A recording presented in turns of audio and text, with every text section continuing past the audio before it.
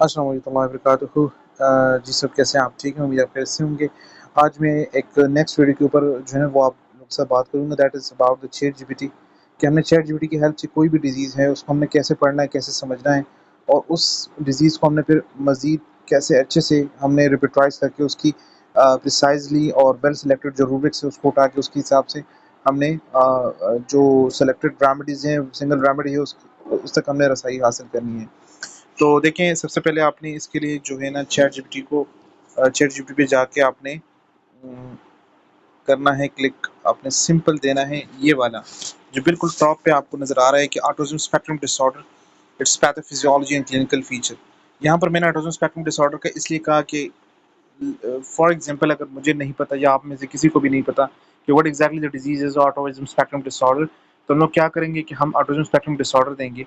अगर आपको कोई और बीमारी बता देता है, फॉर एग्जांपल कोई आपको बता देता है कि जी जेट लैग सिंड्रोम, या कोई बता देता है कि जी विल्सन डिजीज या डाउन सिंड्रोम, ये वो बीमारी है जो कि बहुत रेयर पाई जाती है। हमें इसका इतना ज़्यादा नॉलेज नहीं होता, ज़्यादातर हमारे जो प्रैक्टिशनर्स हैं, जो हमारे होम्योपैथिक डॉक्टर्स हैं। तो फिर क्या होगा कि हम लोग सबसे पहले उस डिजीज़ का नाम लिखेंगे और उसके सामने हम लोग जो प्रॉम्प्ट है वो लिखेंगे, और प्रॉम्प्ट है it's pathophysiology and clinical feature.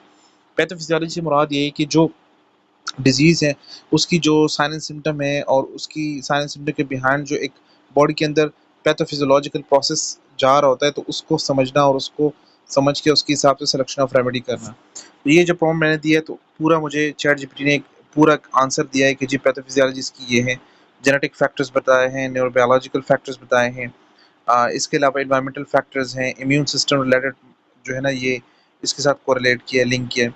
अच्छा, क्लिनिकल फीचर से मुराद है साइन एंड सिम्टम्स। तो साइन एंड सिम्टम जो है ना ऑटिज्म की वो क्या-क्या हैं और कौन-कौन से हैं? सोशल कम्युनिकेशन, इंटरेक्शन डेफिशिएंट, इस तरीके से restricted repetitive patterns of behaviour, interest और एक्टिविटीज़। तो ये सारे जो है ना इसके फीचर्स हैं। अच्छा, हमारा जो नेक्स्ट जो होगा एक स्टेप होगा इसमें, वो ये कि हमने सबसे पहले रैंडमली इस पूरे उसके ऊपर हमने प्रेस करना है। प्रेस करके हमने सेलेक्ट टेक्स्ट क्लिक करना है और सेलेक्ट टेक्स्ट के बाद नीचे आकर हमने क्लिनिकल फीचर्स को इस तरीके से हमने कॉपी करना है। हम इसको ब्लॉक करेंगे, यानी उसको सेलेक्ट करेंगे, ठीक है? ये हमने सेलेक्ट किया और ये हमने कॉपी के ऊपर क्लिक किया।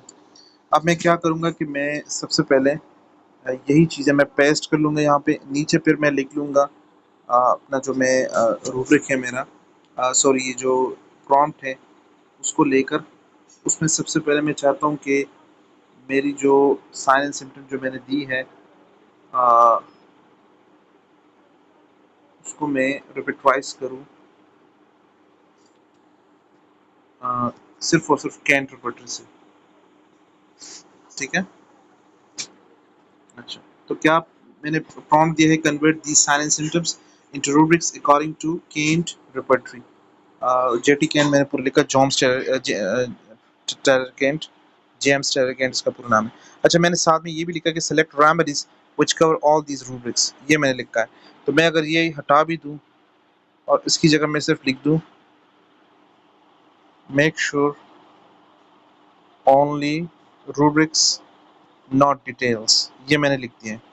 अब मैं जैसे इस पर क्लिक करता हूँ तो जो अलामात मैंने वहाँ से कॉपी किए हैं उन्हीं अलामात को लेकर चैट जीपीटी मुझे उसके प्रॉपर रूब्रिक्स जो है वो बना रहे हैं कि सोशल रेसिप्रोसिटी की क्या जो है वो है, नॉन वर्बल की क्या है, डेवलपमेंट एंड मेंटेनिंग रिलेशनशिप की क्या है, रिस्ट्रिक्शन की क्या है, ठीक है? ये के इंटरप्रेटर से चुन चुन के उन जो रूब्रिक्स हैं उसको निकाल निकाल के मुझे ये चैट जीपीटी दे रहा है।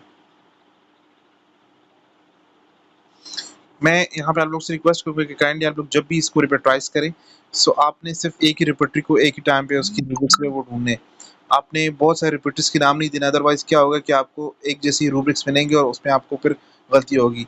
हमने चैट जीपीटी को हेल्प करना है, चैट जीपीटी हमें वापस में मतलब वो भी हमें हेल्प करेगा, लेकिन अगर हम उसके ऊपर बहुत ज़्यादा बर्डन डालेंगे तो वो चैट जीपीटी जो है ना वो कंफ्यूज होगा और वो कंफ्यूजन में फिर हमें सही प्रॉपर हिट नहीं देगा। अच्छा, मैं मज़ीद लिखता हूँ what are the remedies under each rubrics, ये सवाल निशान है।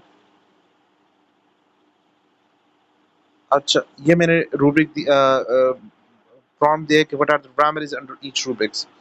अब आप देख लें इसके अंदर आपको हर एक रूब्रिक की जो ऊपर दी है उसकी स्पेसिफिक होके दवाइयाँ जो है वो निकाल रहा है और हमें दे रहा है। ठीक है।